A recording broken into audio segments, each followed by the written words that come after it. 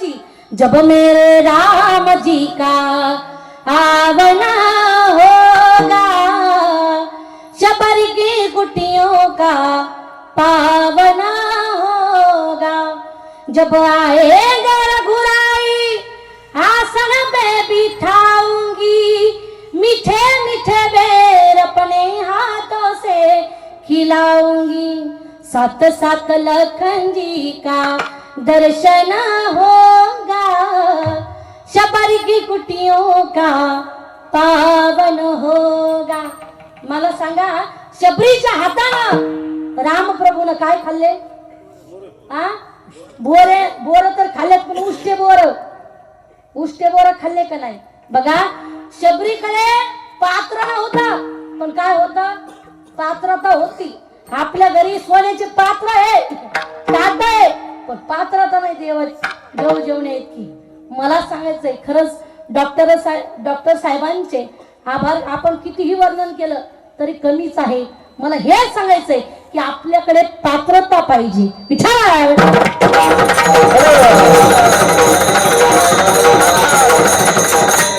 बघा, सुदामजीने काही दिलेलं नव्हतं देवाला. पैसे दिले नाही, सोनं दिलं नाही, फक्त काय दिलं? मुष्टीभर पोहे दिले, काहीच दिलं नाही. म्हणून मला एवढंच सांगायचंय, आपल्याला देवाने हात दिले ना, काही ना काहीतरी त्या देवाला देत जा. पण लोक लय हुशार. निपाणी महाराज लोक जर कथेला आले ना, किडके फळ घेऊन चलते. किडलेले जांबा देवाला, चांगले पोटाला. किडलेले सेब देवाला, चांगले सेब पोटाला. पण देव लय हुशार. देवाला जर किडके दिलं तर देव सुद्धा लेकर किडकी देतो.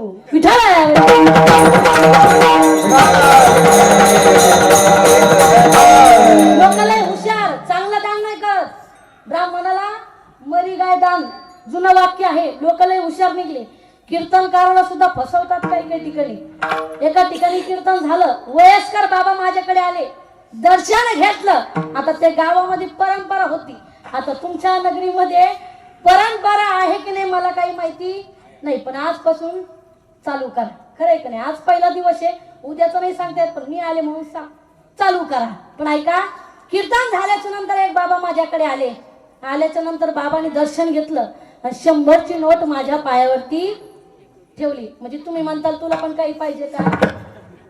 फुलाची पाकळी देत चाला जा. देवाने हात दिलेत ना, म्हणजे तुम्ही द्याच, असं मी काही म्हणणार नाही, पण तसंच काही तर समजून घ्या. 100ची नोट बाबांनी माझ्या पायावरती ठेवली. म्हटलं बाबा, गरीब परिस्थिती दिसते, अंगावरती कपडे एवढे चांगले नाहीये, गरीब परिस्थिती देते आहे, पण तुम्ही एक काम करा ना बाबा, 100ची देऊ नका, 10ची ठेवा. बाबाने ऐकलं नाही. नाही म्हणे ताई, राहू द्या. पण काय झालं, आमचे बंधू आलेले होते कीर्तनाला.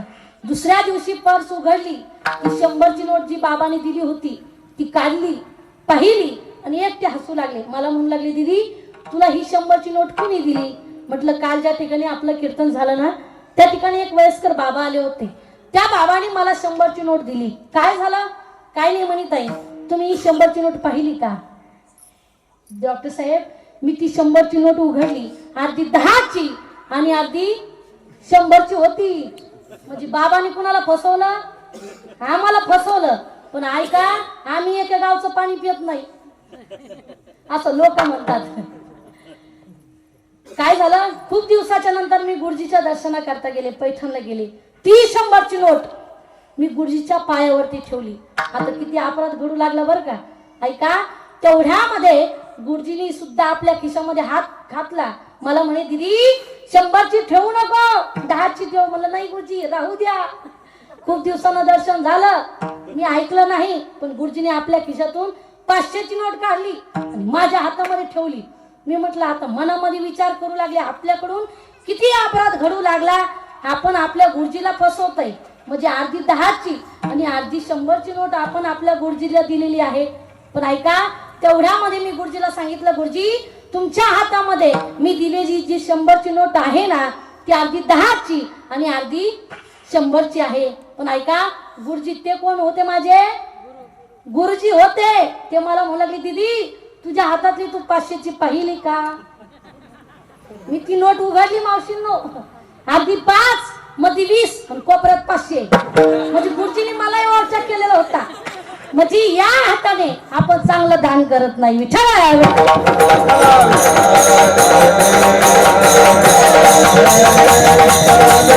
देवाने एवढे सुंदर हात दिले ना, टाळी वाजून भजन करण्याकरता. देवाने एवढे सुंदर कान आपल्याला दिले कशा करता?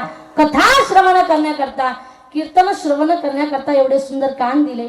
पण माणसाला त्या कानाची किंमत कळलेली नाही. बघा, कोरोनाच्या काळामध्ये देवानी जर आपल्याला कान दिले नसते दादा, तर आपण मास्क कुठं लटकेला असतं बरं? विचार करा जरा. हा, जर आपल्याला कान दिले नसते बाबा देवानी, जे मास्क होत ते कुठं लटकेलं असतं आपण? हा, खिळे ठोकावं लागले असती. तर देवाने एवढे सुंदर डोळे आपल्याला दिले कशा करता? डोळे तुम्ही घ्या रे तुका,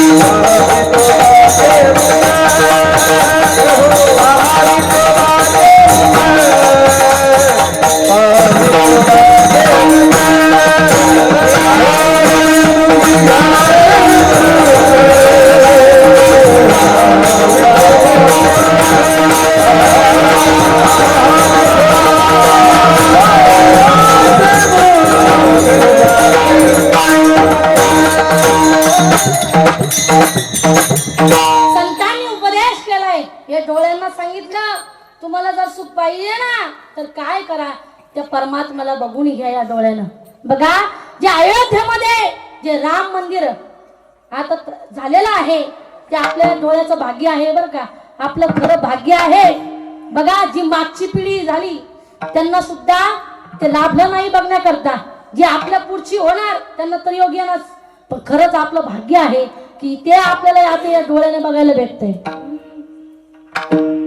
हर घर में कोई ना एक ही नारा गूंजेगा, मेरे भारत का बच्चा बच्चा जय जय श्री राम, मेरे भारत का बच्चा बच्चा जय जय श्री राम, मेरे भारत का बच्चा बच्चा जय जय श्री राम, मेरे भारत का बच्चा बच्चा जय जय श्री राम।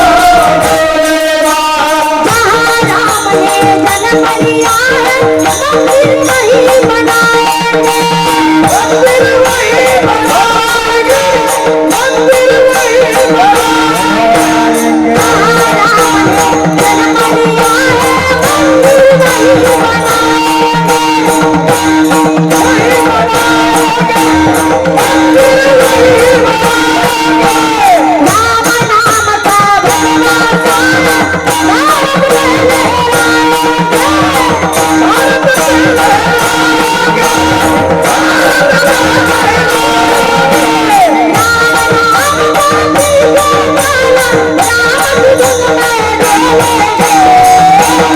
जय श्री राम, मेरे भारत का बच्चा बच्चा जय जय श्री राम, मेरे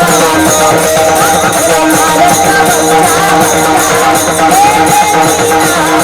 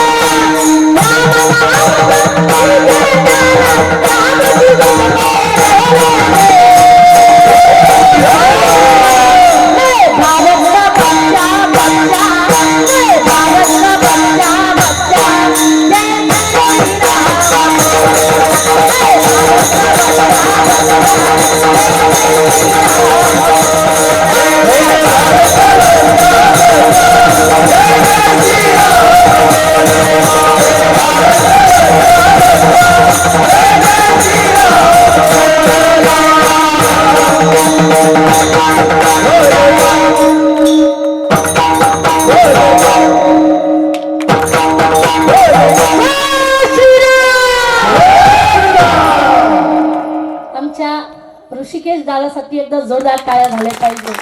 बघा डॉक्टर साहेब, खरंच आपलं भाग्य आहे की एवढे कलाकार लोक, गुणवान मंडळी आपल्या घरी आहे, आपल्या धर्म मंडपामध्ये आहे. असे लोक 20-20 हजार देऊन सुद्धा भेटत नाही. आपलं भाग्य आहे. खरंच दादांचे आभार व्यक्त करते. बघा, खरं जर म्हटलं तर खरंच सगळ्यांचे दादा आहेत ते आता ऋषी दादा म्हणतात आमच्या तिकडं. सोपं नाही ते, तुम्ही म्हणत असतात, पण आम्हाला ऋषी दादा म्हणावं लागतात, कारण त्यांचे वडील आमचे गुरु होते. विठ्ठला आहे बेटा.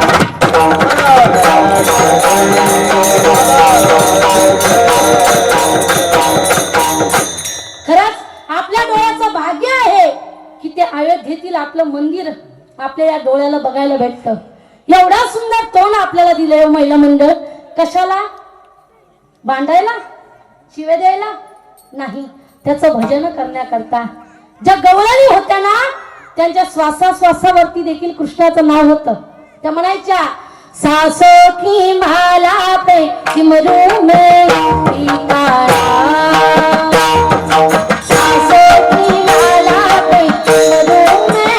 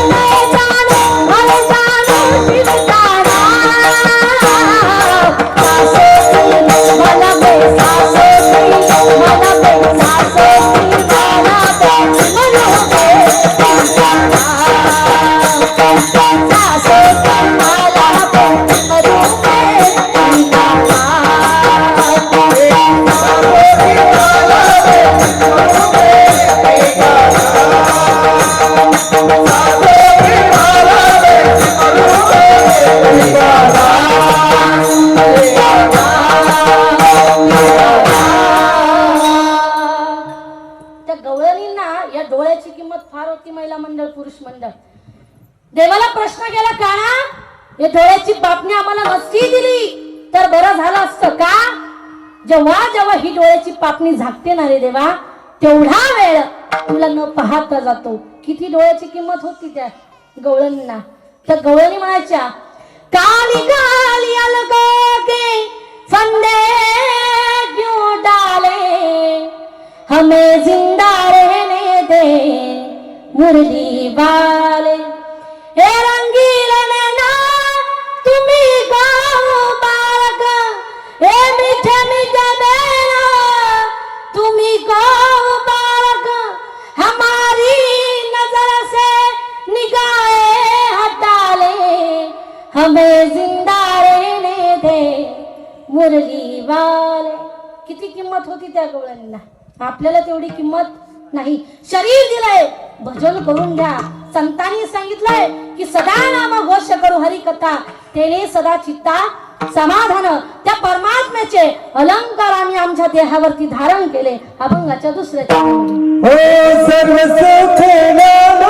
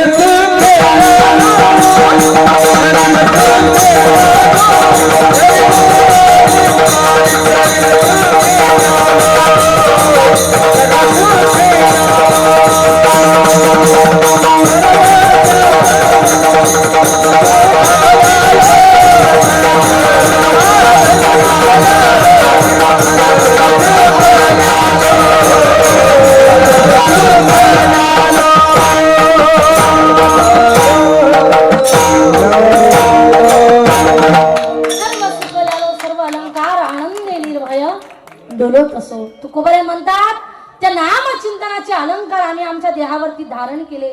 तुम्हाला सुद्धा देवाने शरीर दिले. भजन करा, नामचिंतन करा, भजन करा, नामचिंतन करा. पण लोकाला या शरीराची किंमत कळली नाही. बघा, या जगामध्ये तुम्हाला सगळ्या गोष्टी मिळतील पण शरीर मिळणार नाही. पुनर्वित्तम पुनर्मित्रम पुनर्भार्या पुनर्मही एतत् सर्व पुनर्लभ्यम न शरीरम पुनः पुनः. ऐका पुरुष मंडळ, एखादा आपल्या जवळचा मित्र आहे आपला आणि त्याचं जर भांडण झालं, तो सोडून गेला, तो आपल्याला बोलत नाहीये, जाऊ द्या, नका का बोला ना.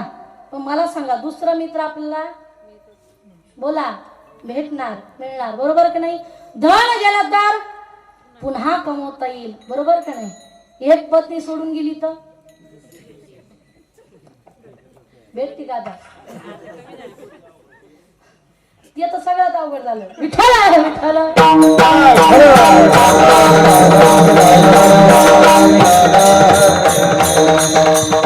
मला सांगायचंय, पत्नी सुद्धा दुसरी भेटेल, हुंडा देऊन, पैसे देऊन, पण शरीर मिळणार नाही. फार दुर्लभ आहे हे शरीर. महिला मंडळ, आपल्या घरी पाहुणे मंडळी आलेत अचानक, त्यांना स्वयंपाक बनवायचा आहे. घरामध्ये पाहिलं आपण, डब्यामध्ये पाहिलं, पिठाही संपलं. शेजारणीकडे पातीला घेऊन गेलो, पळत पातीला भरून उष्ण पीठ आणलं आपण, ते परत नाही दिलं तरी हा चालेल म्हणतं. म्हणजे भांडणच करायचे का आता. चालेल, बरोबर आहे, पण मला सांगायचंय, देवाकडून हे शरीर उष्ण आणलं, आपण भाड्यानं आणलंय. एखाद्या शहरामध्ये आपण नोकरी करण्याकरता जावं, एखादी रूम आपण भाड्यानं केलेली आहे, त्या रूमला, त्या घराला सर कितीही किमतीचा कलर जर आपण दिला, ते घर, ती रूम आपली होणार आहे का. नाही. तसं हे शरीर आपलं नाहीये, देवाचं आहे. देवाकडून आणलंय, त्याला परत द्यावं लागणार आहे. जिंदगी का किराए का घर है, एक ना एक दिन बदलना पडेगा. त्यांनी त्याच्याकडून आणलंय, त्याला परत द्यायचंय. म्हणून हे शरीर फार दुर्लभ आहे.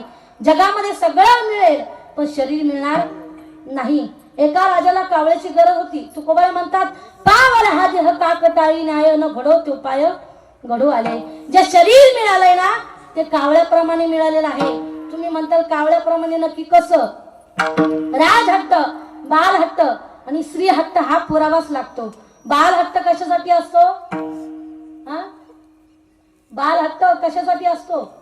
पैशासाठी असतो. बाबा मला 10 रुपये द्या, बाबा मला 20 रुपये द्या, याला बाळ हट्ट म्हणायचा. दुसरा हट्ट म्हणजे स्त्री हट्ट. स्त्री हट्ट कशासाठी असतो. लग्न झाले का तुमचे, काय बघा आता माझ्याकडे. कशासाठी असतो.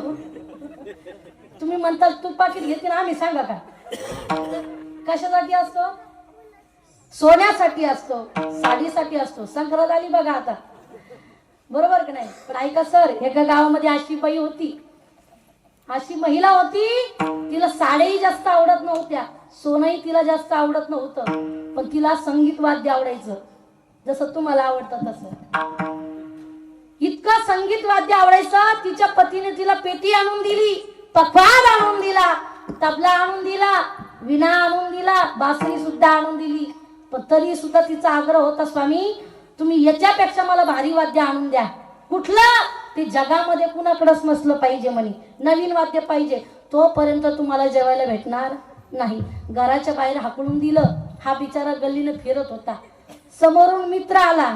मित्राने प्रश्न केला, का रे बाबा काय टेन्शन आलं म्हणे तुला. कशाचं टेन्शन आलं.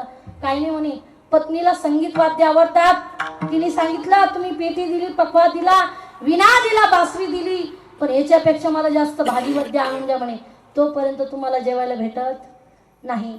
तो मित्र होता भिल्ल समाजाचा. तो म्हणे काळजी करू नका, एक काम करा म्हणे, एक मडकं द्या, 1 मीटर कापड आणा म्हणे, आणि 1 सुतळी आणा. याने आणून दिलं सगळं. तो मुलगा रात्रीच्या वेळेला चिंचीच्या झाडावरती गेला. आग्यामावळ हुळवलं त्यांनी दादा, लाल आग्यामावळ हुळवलं, आणि ज्या माशा होत्या ना त्या मडक्यामध्ये कोंडिल्या, वरून फडकं लावलं, घेतलं सुतळीन तोंड बांधून. आता हा मडकं घेऊन येऊ लागला. का रे माझं वाद्य तयार आहे की नाही. हो म्हणे वाद्य तयार आहे. हे म्हणे हे घे तुझं वाद्य. हो बरोबर आहे, हे तर मी नवीनच वाद्य पाहिलंय, पेटी सारखंही नाही, पखवादासारखंही नाही, तबल्यासारखं सुद्धा नाहीये. नवीन वाद्य दिसतंय, माझी पत्नी सुद्धा खुश होणार, बरोबर आहे. पण या वाद्याला वाजायचं कसं? फार सोपं आहे म्हणे. त्या मडक्यावरून एक हात फिरवायचा, जोरात एक थाप मारली की आवाज यायचा, भन. वाद्य तयार झालं. हा आनंदाच्या भारामध्ये घरी आला. आल्याबरोबर पत्नीच्या हातामध्ये ते वाद्य दिलं. घे म्हणे, वाद्य तयार आहे. अहो स्वामी, खरं तुमचं माझ्यावरती किती प्रेम आहे. असं वाद्य मी आतापर्यंत जगामध्ये कुणाकडेच पाहिलं नाही म्हणे. पेटी सारखंही नाही, पखवादासारखंही नाही, तबल्यासारखं सुद्धा नाहीये, बरोबर आहे. पण हे वाद्य वाजायचं कसं? फार सोपं आहे म्हणे. त्याच्यावर तूने एक हात फिरवला, थाप मारली की आवाज यायचा, भन. आता हिनं इथपर्यंतच थांबव का नाही दादा? बायाची जात अशी असते डॉक्टर साहेब. ती एकटी कुठलीही गोष्ट आणू द्या, तिला साडी आणू द्या, नाही तर सोनं आणू द्या, नाही तर घरातील भांडे आणू द्या, ती एकटी कधीच पाहत नाही. शेजारीला दाखवती मैत्रिणीला, बरोबर का नाही? आता तिने काय केलं, साऱ्या गल्लीतल्या मैत्रिणी बोलवल्या वाद्य दाखवायला. सगळ्या जणी आल्या. त्याच्यामध्ये गावामध्ये एक नवीन मास्तरीन बाई आली होती. एक हप्ता झाला होता तिला येऊन, पण जरा जास्त आगाऊ होती ती. तेवढ्यामध्ये दिवाळीचा परेड होता. घरामध्ये सगळे बसलेले आहेत. फराळ वगैरे केलं, शंकरपाळे खाल्ले बाबा, लाडू खाल्ले, गुलाबजामू खाल्ले. तोंडात पाणी येऊ देऊ नका, दिवाळी निघून गेली आता. तेवढ्यामध्ये जो तिचा पती होता ना, त्यानं विचार केला, या महिला मंडळामध्ये कशाला बसायचं, आपण जाऊ म्हणे बाहेर निघून. तो बाहेर जात असताना बाहेरून कडी लावून घेतली, गेला मंदिराकडे निघून. पण तेवढ्यामध्ये जी मास्तरीन बाई होती, या वाद्याला वाजायचं कसं माहित आहे? फार सोपं आहे. त्याच्यावर एक हात फिरवला, जोरात थाप मारली की आवाज यायचा, भन. एवढ्या खुश झाल्या ती मास्तरीन बाई म्हणती, का हो ताई, असं वाद्य मी आतापर्यंत कुणाकडे जगामध्ये पाहिलेलं नाही. काय सुंदर आवाज येतो. अहो ताई, बरोबर आहे, पण याचं तोंड वाजा असताना जर एवढा सुंदर आवाज येतो, याचं तोंड जर उघडलं किती मोकळा आवाज येईल, साऱ्या गावात जाणार. मास्तरीन बाईने काही ऐकलं नाही. महिला मंडळ तिने तोंड उघडलं. आता 2 दिवसचा उपवास होता माशांना. आशा चावल्या एकमेकीला एवढ खाना मोठ्याने ओरडू लागल्या, वाचवा वाचवा वाचवा. तेवढ्यामधून मध्ये मंदिराकडे एक व्यक्ती चालला होता गल्लीमधून. तो मंदिराकडे गेला. जो घर मालक होता तिथं बसलेला होता, त्याला म्हणू लागला, तुमच्या घरामधून महिलांचा आवाज येतो म्हणे. घर मालक म्हणू लागला, हा आताशी मला वाटतं त्या स्वराच्या तालावरती नक्की ते नाचत असतील. आताशी त्यांचा डान्स रंगामध्ये आला बहुतेक. आता अर्धा तास तिकडे जायची गरज नाही. अर्ध्या तासाने हा घरी आला, कडी उघडली. सुरुवातीला याची बायको बाहेर आली, पत्नी बाहेर आली, आणि हा असं करून पाहू लागला, का हो ताई, तुम्हाला मी कुठंतरी पाहिल्यासारखं वाटतंय. ती म्हणे, तुझी बायको म्हणजे देईन काना खालतून, वय बाजूला. याला स्त्री हट्ट म्हणायचंय. पण मला सांगायचंय, तिसरा हट्ट म्हणजे राजहट्ट. राजाला कावळ्याची गरज होती. राजानं सांगितलं, जो कोणी मला एक कावळा सापडून देईल त्याला 5,000 रुपये बक्षीस देण्यात येईल. त्या नगरामधून एक साधू महात्मे स्नाना करता चालले होते. टाळी वाजून भजन करू लागले, श्रीराम जय राम जय जय श्रीराम, श्रीराम जय राम जय जय श्रीराम, श्रीराम जय राम जय श्रीराम,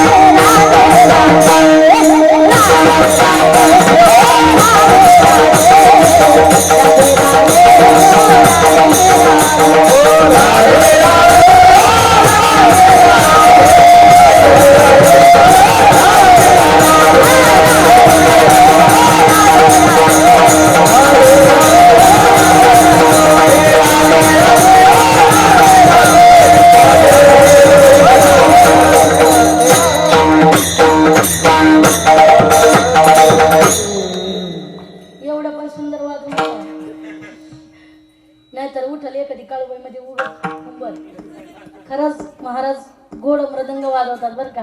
असे गायक मृदंगाचार्य काही ठिकाणी असं लाभत नाही महाराजांना. आता सुद्धा महाराजांचं नियोजन म्हणल्यामुळं इथं काही कमी नाही, शिष्टमही सुंदर आहे, मृदंगाचार्य गायकही सगळेच उपलब्ध आहे. नाही तर काही ठिकाणी असं नाही भेटत आम्हाला. मृदंगाचार्य एका ठिकाणी असं झालं, दोन मृदंगाचार्य होते, एका बाजूला इकडून बाजूला ओळखीचे होते, पण एक ओळखीचे नव्हते. मी त्यांना म्हटलं महाराज तुमचा मृदंग जरा कमी झालाय, म्हणजे स्वरातून उतरलाय. महाराज फार हुशार होते, त्यांनी मृदंग उभा केला दादा आणि बोटाने मोजू लागली. मला म्हणे ताई दुकानामधून जेव्हा घेतला होता तेव्हा पण एवढाच होता आणि आता सुद्धा तेवढाच आहे. तसं दादा नाही केलं बरं. असे मृदंगाचार्य लागतात. पण ऐका, कीर्तन चांगलं निम्म्यामध्ये आलं, अर्ध्यामध्ये आले, रंगात आलं. मी दोघांनाही म्हटलं तुमचा मेळ काही मला लागणार, एक काम करा, जसा मग मी पुढे गायन काम करेल ना तसं तुम्ही माझ्या पाठीमागं चालायचं. म्हणजे माझा बोलण्याचा उपदेश असा होता की मला जरा